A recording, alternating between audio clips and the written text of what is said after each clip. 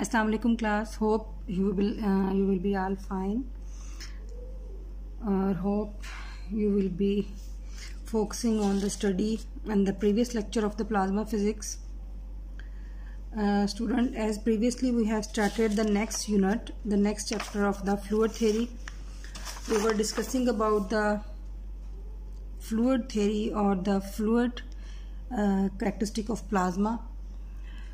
First of all, we will derive some equations which are very important equation regarding to the fluid motion, how we can represent a plasma as a fluid, and which are the equations we can use to represent the plasma as fluid.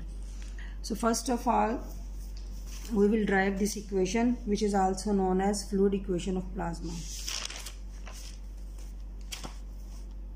Okay class, last previous lecture में मैंने आपको Maxwell's equations जो थी वो कुछ बताई थी medium में, और उसके अलावा उसको वैक्यूम में वो इक्वेशंस हमारे पास क्या हैं.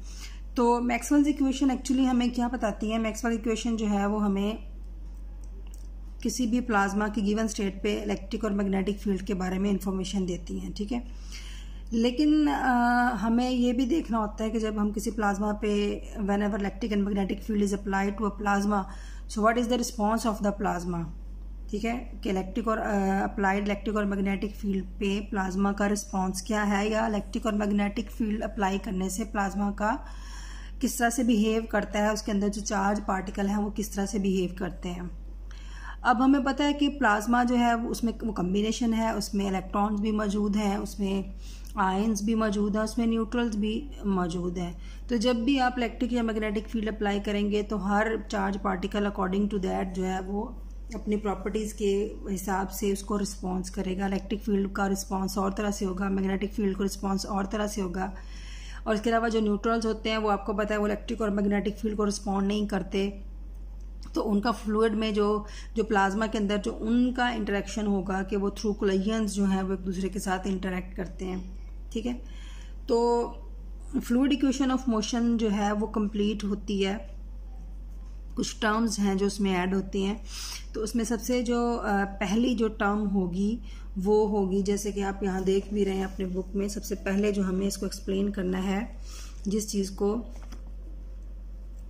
आर्टिकल जो आपका है इसमें फ्लूइड इक्वेशन का जो टॉपिक है उसका सब टॉपिक है ये 3.3.1, जिसको हम कन्वेक्टिव डेरिवेटिव भी कहते हैं. ठीक है, तो कन्वेक्टिव डेरिवेटिव जो है ये भी आपकी फ्लूइड इक्वेशन का एक पार्ट है. हम सबसे पहले कन्वेक्टिव डेरिवेटिव जो है उसको डिस्कस करेंगे. अच्छा क्लास, इसके जो मैंने इस टॉपिक को आपके साथ डिस्कस करने के लिए मैंने इसको हैंड रिटन लेक्चर की फॉर्म में बनाया, क्योंकि बहुत सारी चीज़ें मुझे इसमें ऐड करनी पड़ रही थी और थोड़ा ये था कि आपको डायरेक्टली इसको एक्सप्लेन करना चाह रही थी. ठीक है, तो इसको मैं फिर आपको जो है इसके PDF जो हैं वो आपको ग्रुप में शेयर कर दूंगी. ठीक है, सो फ्लूइड थ्योरी मैंने आपको लास्ट टाइम डिस्कस किया था कि क्यों हम इसको फ्लूइड के तौर पे जो है वो प्लाज्मा को कंसिडर करेंगे. मैंने आपको बोला था कि अभी जो हमारा प्रीवियस चैप्टर था जिसमें हमने सिंगल चार्ज पार्टिकल मोशन को डिस्कस किया था, तो हम कंसिडर ये कर रहे हैं, अगर हम ये सोच रहे हैं कि वही सिंगल चार्ज पार्टिकल मोशन जो हमने कंसिडर की है वो एज इट इज़ हम प्लाज्मा पे अप्लाई कर सकते हैं,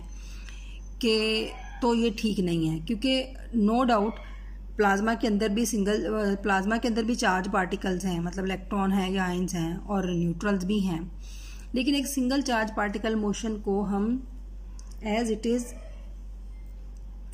प्लाज्मा में कंसिडर नहीं कर सकते. जितना सिंपल हमें वो प्रॉब्लम लगता है उतने सिंपल आगे ये प्रॉब्लम नहीं रहता, क्योंकि प्लाज्मा के अंदर एक चार्ज पार्टिकल तो नहीं है, तो बहुत सारे चार्ज पार्टिकल्स हैं, सबकी इंडिपेंडेंट ट्रेजेक्ट्रीज हैं, सबका इंडिपेंडेंट बिहेवियर भी है, रिस्पॉन्स भी है. तो वो सब हम उसको इतने सिंपली ट्रीट नहीं कर सकते प्लाज्मा को. और दूसरा ये कि बहुत सारी प्रॉपर्टीज़ जो हैं वो सिंगल चार्ज पार्टिकल से हम एक्सप्लेन नहीं करते. ठीक है, तो हम प्लाज्मा को एज अ फ्लूइड कंसिडर करेंगे सबसे पहले कि प्लाज्मा हमारा एक फ्लूइड है, और हम सिंगल चार्ज पार्टिकल कंसिडर नहीं करेंगे, बल्कि हम उस पूरे फ्लूइड का या पूरे प्लाज्मा का एक पार्ट कंसिडर करेंगे. जैसे आप पहले भी आपने गॉसेस लॉ या इस तरह के लॉज पढ़े हैं, तो आप पूरी सरफेस को कंसिडर नहीं करते, बल्कि आप उसमें एक एरिया एलिमेंट कंसिडर करते हैं, और एरिया एलिमेंट पे जो आप स्टडी करते हैं उसको आप पूरी सरफेस पे अप्लाई कर देते हैं. तो सिमिलरली हम यहाँ पे पूरा फ्लूइड प्लाज्मा जो पूरा कंसिडर तो नहीं कर सकते, हम क्या करेंगे, हम उसमें एक वॉल्यूम एलिमेंट कंसिडर कर लेंगे, ठीक है, और उस पे हम जो है वो इक्वेशन मैथमेटिकल मॉडल जो है वो अप्लाई करके उसकी प्रॉपर्टीज़ को हम डिस्कस करेंगे और फिर उसको जनरलाइज करते हैं। तो हम यहाँ पे जब fluid equation of motion consider करेंगे तो हम कंसिडर करेंगे कि let we have a plasma, fluid plasma, और let we have a fluid, और हम उसमें एक सिंगल चार्ज पार्टिकल का वर्ड बोलने की बजाय हम क्या बोलेंगे, which contains n number of particles per cubic centimetre या पर यूनिट वॉल्यूम। उसका हम एक वॉल्यूम कंसिडर करेंगे, एक यूनिट वॉल्यूम कंसिडर करेंगे। एक चार्ज पार्टिकल की बजाय जब हम फ्लूइड थ्योरी को डिस्कस करेंगे हम क्या करेंगे, हम एक यूनिट वॉल्यूम कंसिडर करेंगे which consist of n number of particles, ठीक है। तो उसके लिए हमें सबसे पहले क्या करना है, हमें इंफॉर्मेशन होनी चाहिए कन्वेक्टिव डेरिवेटिव की।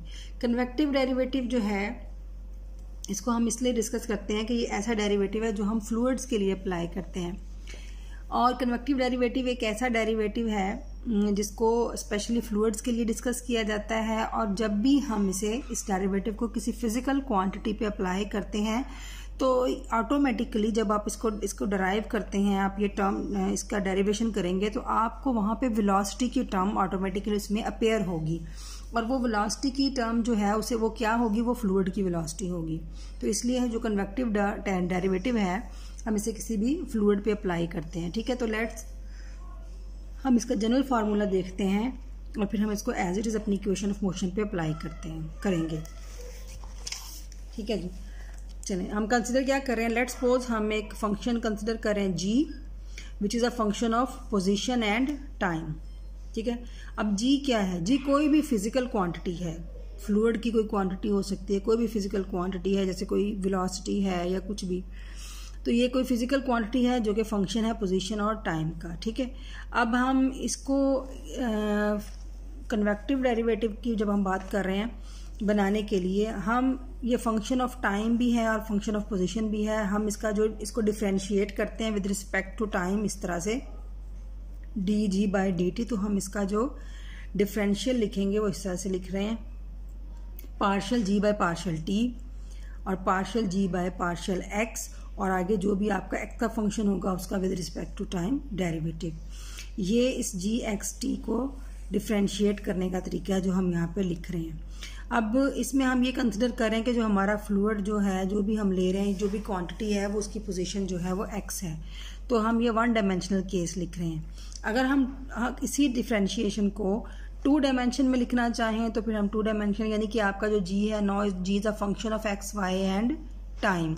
तो फिर ये देखें, ये टाइम का फंक्शन तो एज इट इज़ रहेगा, लेकिन जो पोजीशन का फंक्शन है ये पहले आप उसको x के लिए लिखेंगे और फिर आप इसी फंक्शन को आप y के लिए लिखेंगे। In a similar way for 3 dimensional case, जब आपके पास तीनों कोऑर्डिनेट्स हों, आपका g जो है वो फंक्शन ऑफ x, y और z हो और साथ टाइम का फंक्शन भी है, तो फिर जो आपकी डिफरेंशियल इक्वेशन बनेगी, जो आप g को डिफरेंशिएट करेंगे तो आपका जो टाइम का डेरिवेटिव है, टाइम का डेरिवेटिव पार्शियल g/पार्शियल t ऐसे ही रहेगा, जबकि आपके पोजीशन में अब आपके तीनों कोऑर्डिनेट्स आएंगे, आपका x कोऑर्डिनेट पार्शियल g/पार्शियल x और पार्शियल x/पार्शियल t, उसके बाद then with respect to y partial g/पार्शियल y और पार्शियल y/पार्शियल t, and then for z partial g/पार्शियल z एंड पार्शियल z/पार्शियल t, ठीक है। अच्छा, अगर हम अब इसको सिंपली फॉर्म में लिखें तो पार्शियल x/पार्शियल t क्या है, ठीक है, change of position with respect to time. ये क्या है, change of position with respect to time, change of position with respect to time, X position में चेंज, वाई जो कोऑर्डिनेट है, तो ये आपका जो फार्मूला बनता है यहाँ पे, और ये आपका वाई का और ये जी का, ये किसका फार्मूला है, आपका वेलोसिटी का। तो हम कह सकते हैं कि ये एक्स पोजीशन पे वेलोसिटी, वाई पोजीशन पे वेलोसिटी और जी पोजीशन पे वेलोसिटी। तो we can write this as partial g/पार्शियल t प्लस, इसको मैं पहले लिख लेती हूँ vx पार्शियल g/पार्शियल x, और सेकेंडली आपके पास vy पार्शियल g/पार्शियल y एंड vz पार्शियल g/पार्शियल z, ठीक है।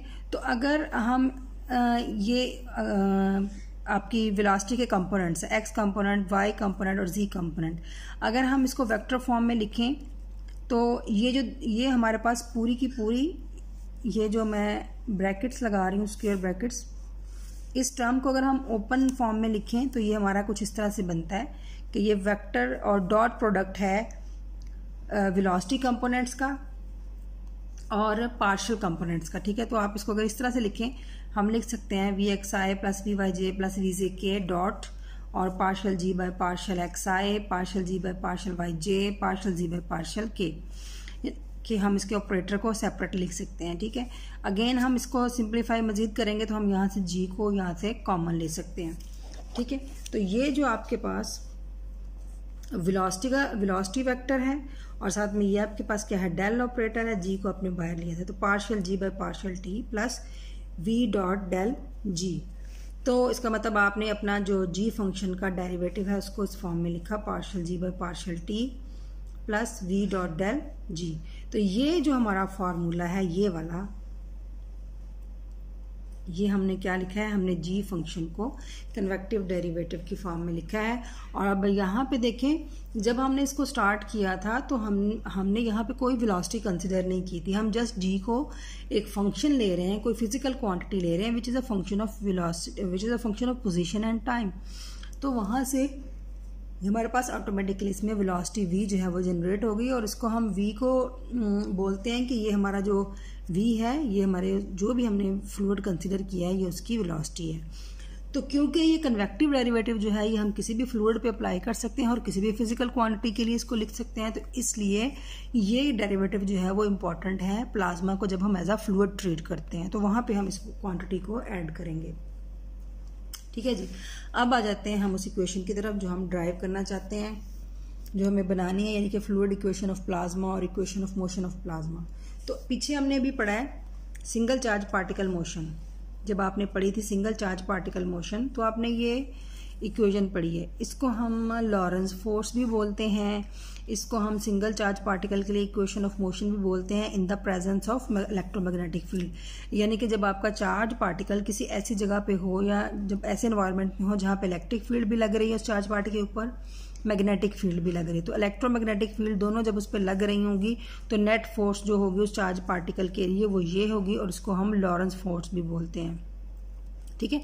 लॉरेंस अगर मैं इसको यहाँ इसे ना कंसिडर करूँ तो ये आपका एफ जो लॉरेंस फोर्स होती है आपकी F is equal to Q E plus V cross B होती है, ठीक है। तो बाय इक्वेशन ऑफ मोशन यानी कि बाय सेकेंड लॉ आपको पता है कि F is equal to M A होता है और ए जो है वो आपका एक्सीलरेशन जो है वो वेलोसिटी पे डिपेंड करता है, यानी D V by D T है। तो हम एफ को इसके इक्वल भी लिख सकते हैं, यानी आपका एफ इसके इक्वल भी है और आपका एफ इसके इक्वल भी है, तो हम इनको आपस में इस तरह से लिख सकते हैं। तो ये आपकी इक्वेशन ऑफ मोशन है for a single charge particle. तो अब हम क्या कर रहे हैं, अब हम कंसिडर कर रहे हैं प्लाज्मा को एज अ फ्लूइड।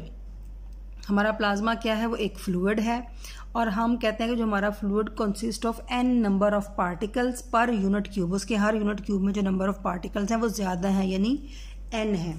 तो n है तो फिर जब उसको n कंसिडर कर रहे हैं तो हमारी जो इक्वेशन ऑफ मोशन जो है उसमें फिर एक पार्टिकल नहीं है, उसमें n पार्टिकल्स हैं। तो फिर सिंगल पार्टिकल के लिए आप चार्ज क्या लिख रहे थे, q लिख रहे थे। तो n पार्टिकल जो है वो जब आपके पास n पार्टिकल्स होंगे तो फिर चार्ज भी n पार्टिकल्स का ही होगा, ठीक है। अब हमने जो जिस तरह से हमने सिंगल चार्ज पार्टिकल के लिए इक्वेशन ऑफ मोशन लिखी है, सिमिलरली हम फ्लूइड जो प्लाज्मा को फ्लूइड कंसिडर करते हैं तो उसके लिए भी हम इक्वेशन ऑफ मोशन लिखेंगे। लेकिन मैंने आपको पहले बताया है कि सिंगल चार्ज पार्टिकल का जो प्रॉब्लम्स आपने पीछे डिस्कस किए हैं वो बहुत सिंपल है, उसको ट्रीट करना सिंपल है। बट प्लाज्मा के अंदर बहुत सारे पार्टिकल्स हैं। अभी आप सिर्फ एक वॉल्यूम एलिमेंट की बात करें तो उसमें भी डेंसिटी काफ़ी ज़्यादा हो सकती है, यानी कि number of particles per unit cube काफ़ी ज़्यादा हो सकते हैं। तो जब आप इसलिए फिर वहाँ पे जो है वो जो प्रॉब्लम्स होते हैं वो कॉम्प्लिकेटेड होते हैं, आप सिंपल उनको ट्रीट नहीं कर सकते। तो प्लाज्मा को जब आप एज ए फ्लूइड ट्रीट करके इक्वेशन ऑफ मोशन ड्राइव करना चाहते हैं तो हमें कुछ अजम्पशंस कंसिडर करनी है। तो वो अजम्पशंस जो हम इसमें डिस्कस करेंगे, नंबर 1 मैंने आपको बोला है कि जब आप प्लाज्मा को फ्लूइड कंसिडर करते हैं तो आपके प्लाज्मा में फिर एक तरह की स्पीशीज़ तो है नहीं है। स्पीशीज़ मीन कि आपके उसमें एक तरह के चार्ज पार्टिकल्स या न्यूट्रल पार्टिकल्स नहीं है, मतलब आपके पास इलेक्ट्रॉन डिफरेंट है, आयन डिफरेंट है, न्यूट्रल डिफरेंट है। तो आप प्लाज्मा के अंदर एक तरह के चार्ज पार्टिकल्स को एक फ्लूइड मानते हैं, ठीक है। अगर मैं ये कह रही हूँ कि प्लाज्मा के अंदर इलेक्ट्रॉन्स हैं, आयंस हैं, न्यूट्रल हैं, तो प्लाज्मा में जो आपका फ्लूइड है वो एक इलेक्ट्रॉन फ्लूइड है, ठीक है। एक आपका फ्लूइड इलेक्ट्रॉन्स की वजह से है, एक आपका फ्लूइड आयन की वजह से है, और एक आपका फ्लूइड जो है वो न्यूट्रल्स की वजह से है, ठीक है। तो ईच स्पीशी को या ईच चार्ज को आप इंडिविजुअल फ्लूइड के तौर पर डिस्कस करते हैं, ठीक है। तो सिंपल इक्वेशन को ड्राइव करने के लिए हम कंसिडर ये कर लेते हैं कि लेट्स सपोज आपके प्लाज्मा में हम एक ही फ्लूइड कंसिडर कर रहे हैं, यानी चार्ज हम एक ही इलेक्ट्रॉन को ही एज ए फ्लूइड कंसिडर कर रहे हैं, बाकियों को भी हम निगलेक्ट कर रहे हैं, ठीक है। क्योंकि हम एट द एंड हमने जनरल इक्वेशन बनानी है, तो आप किसी एक को कंसिडर कर सकते हैं, आयन को भी कंसिडर कर सकते हैं। तो पहली असम्पशन ये है कि there is only one type of species, यानी कि चार्ज पार्टिकल हम कंसिडर कर रहे हैं, सिर्फ इलेक्ट्रॉन्स को कंसिडर कर रहे हैं। दूसरा हम क्या कर रहे हैं, there is no collision taking place between particles. अगर हम एक ही तरह का चार्ज पार्टिकल कंसिडर कर रहे हैं या एक ही तरह का फ्लूइड कंसिडर कर रहे हैं, तो हम उनकी कोलिजन्स को निगलेक्ट कर रहे हैं, ठीक है। क्योंकि एक तो ऑलरेडी उस पर फोर्सेज लग रही हैं जो आपकी इलेक्ट्रोमैग्नेटिक फोर्सेज हैं, तो जब वो कोलिजन करेंगे तो ये और तरह की फोर्सेज प्रोड्यूस हो जाएंगी। तो हम एक तो इस पॉइंट ऑफ व्यू से इसको निगलेक्ट कर रहे हैं, और दूसरा ये कि जब आप सिर्फ इलेक्ट्रॉन कंसीडर कर रहे हैं तो इलेक्ट्रॉन के साथ कोलिजन के चांसेस कम है, क्योंकि वो तो सेम चार्जेस हैं, वो एक दूसरे को रिपेल करेंगे। तो यहाँ पे हम इसलिए कोलिजन जो है उसको कंसीडर नहीं करेंगे, ठीक है। थर्ड, हमें जो बड़ी इंपॉर्टेंट असम्पशन कंसीडर करनी है जब हम इसको एज ए फ्लूइड कंसीडर कर रहे हैं, तो वो ये है कि प्रेशर ग्रेडियंट एग्जिस्ट कर रहा है आपके प्लाज्मा के अंदर, आपके फ्लूइड के अंदर प्रेशर ग्रेडियंट एग्जिस्ट कर रहा है। प्रेशर ग्रेडियंट का मतलब ये है, ग्रेडियंट का मतलब है चेंज इन प्रेशर है, ठीक है। मतलब आप जितना आप अपना एरिया कंसिडर कर रहे हैं, प्लाज्मा का एरिया कंसिडर कर रहे हैं, उसके अंदर प्रेशर हर पॉइंट पे सेम नहीं है बल्कि डिफरेंट है। अब ग्रेडियंट लेना जो है वो इसलिए ज़रूरी है कि ग्रेडियंट के बगैर प्रेशर का जो आपका फ्लूइड है वो फ्लो नहीं कर सकता, ठीक है। पानी है या कोई भी फ्लूइड आप कंसिडर करते हैं तो वो कब फ्लो करता है, जब प्रेशर में चेंज होगा, ठीक है। अगर एक जगह पे प्रेशर लो है और एक जगह पे प्रेशर हाई है, तो आपका जो फ्लो है वो हमेशा हाई प्रेशर से लो प्रेशर की तरफ होगा। तो अगर प्रेशर डिफरेंस होगा तो ही आपका जो फ्लूइड जो है वो फ्लो करेगा। तो प्लाज्मा को जब हम एज ए फ्लूइड कंसिडर कर रहे हैं तो उसके फ्लो के लिए हम ये कंसिडर कर रहे हैं कि यहाँ पे प्रेशर ग्रेडियंट या प्रेशर में चेंज एग्जिस्ट कर रहा है, ठीक है। चलें जी, अब हमने इसको ड्राइव करने के लिए ये 3 असम्पशन ले ली। उसके बाद हमने ये कहा कि हमारा जो प्लाज्मा है या जो हमारा फ्लूइड है उसका हम एक वॉल्यूम कंसिडर करें जिसमें n नंबर ऑफ पार्टिकल्स हैं, ठीक है। तो अगर उसमें n नंबर ऑफ पार्टिकल्स हैं तो मैंने आपको बताया कि उसका जो चार्ज होगा वो भी फिर कितना होगा, n नंबर ऑफ पार्टिकल्स हैं और हर एक का चार्ज कितना है, e। तो टोटल चार्ज आपका नेट चार्ज जो उस वॉल्यूम एलिमेंट में होगा वो कितना होगा, NE, ठीक है। मैं आपको थोड़ा एक इसकी ब्लॉक सी डायग्राम बना दी। अगर आप ये आपका टोटल प्लाज्मा है, ये आपका पूरा सिस्टम है प्लाज्मा का, ठीक है। मैं इसको प्लाज्मा कह रही हूँ, तो इसके अंदर मैं कोई एक वॉल्यूम एलिमेंट कंसिडर कर लूँ, ये मैं इस पे फोकस कर रही हूँ। इसको मैं कह रही हूँ इसमें जो है वो n नंबर ऑफ पार्टिकल्स पर यूनिट वॉल्यूम या पर क्यूबिक सेंटीमीटर, ठीक है। इतने से वॉल्यूम में n नंबर ऑफ पार्टिकल्स हैं, तो इसका जो चार्ज होगा वो कितना है, q है, और इसका जो मैस टोटल होगा वो कितना होगा, एक चार्ज का जितना मैस है वो m है और आपके पास कितने हैं, n, तो nm होगा टोटल।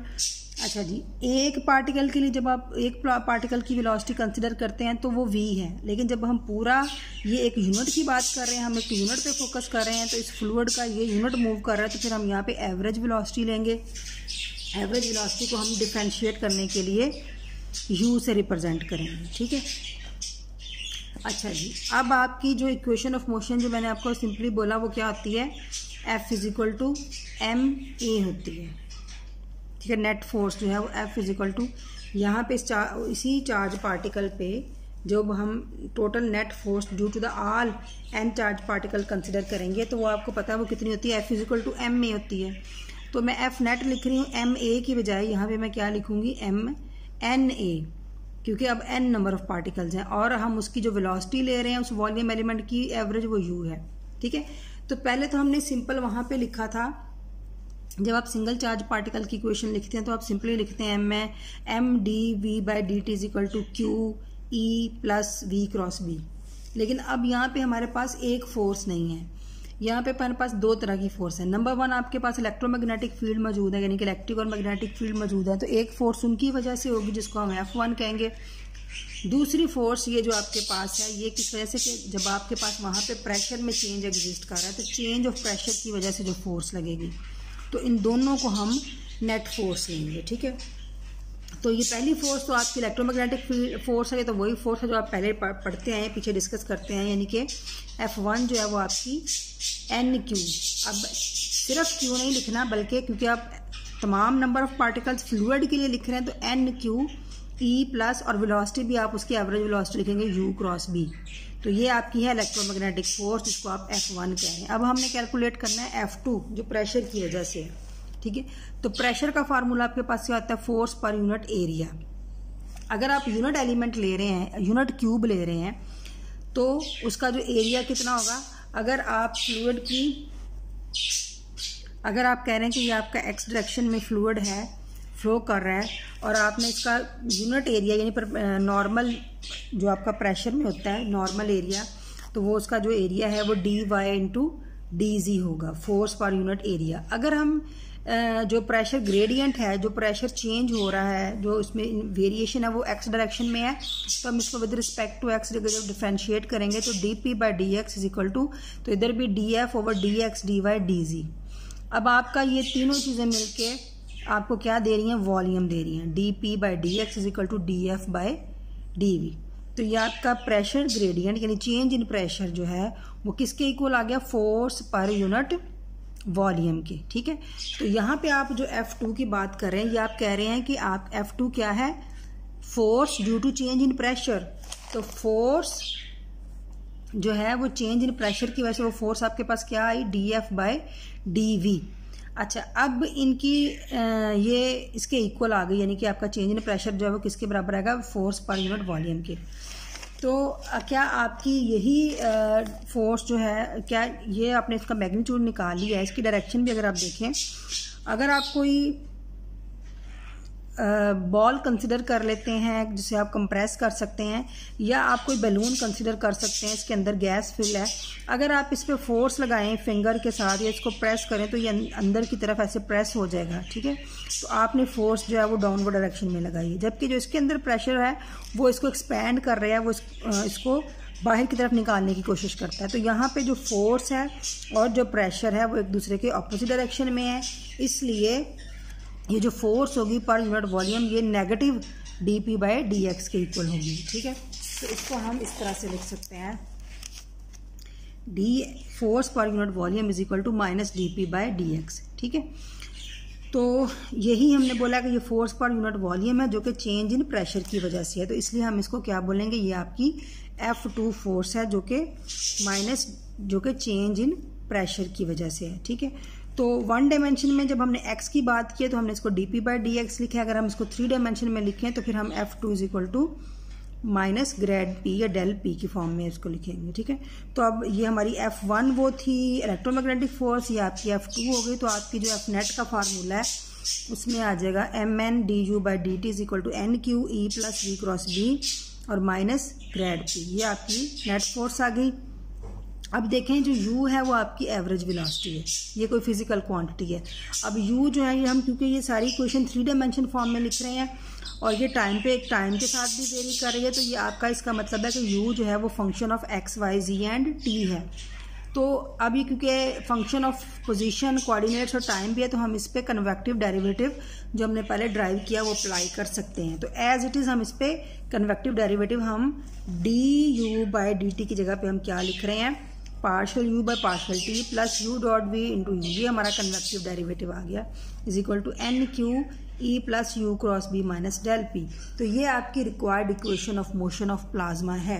जिस तरह से आप कहते हैं कि किसी चार्ज पार्टिकल के लिए इक्वेशन ऑफ मोशन लिखें, तो इसी तरह से आपने ये जब प्लाज्मा को एज ए फ्लूइड कंसिडर किया तो उस फ्लूइड के लिए आप इक्वेशन ऑफ मोशन जो लिखेंगे वो आपकी ये इक्वेशन ऑफ मोशन होगी। ठीक है, तो प्लाज्मा की को कम्प्लीटली फ्लूइड के तौर पर डिस्क्राइब करने के लिए या उसकी कंप्लीट डिस्क्रिप्शन के लिए सिर्फ ये इक्वेशन हमें ज़रूरी नहीं है, बल्कि जो हमारी फ्लूइड आप उसकी फ्लूइड की जो तमाम प्लाज्मा की प्रॉपर्टीज़ हैं एज ए फ्लूइड उसको एक्सप्लेन करने के लिए या उसका कंप्लीट डिस्क्रिप्शन जो है एज ए फ्लूइड, उसके लिए हमें कुछ और इक्वेशंस की भी ज़रूरत होगी।